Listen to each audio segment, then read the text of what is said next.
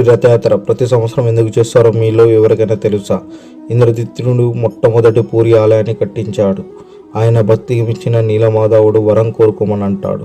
అప్పుడు రాజు, స్వామి నీ దర్శనమే మహాభాగ్యం, కానీ నాది ఒక కోరిక. నాకు పిల్లలు పుట్టకుండా నా వంశాన్ని నిర్వంశం చేయు. ఎందుకంటే భవిష్యత్తులో ఎవరు కూడా ఈ ఆలయము నాది అని నీకు ఈ భక్తులకు మధ్య రాకూడదు అని కోరుకుంటాడు.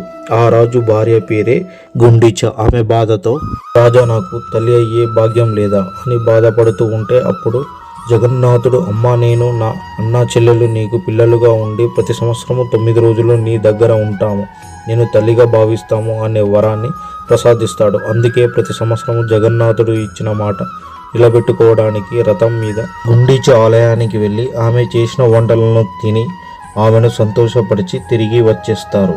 అంతటి కరుణామయుడు ఆ జగన్నాథుడు. జై జగన్నాథ్.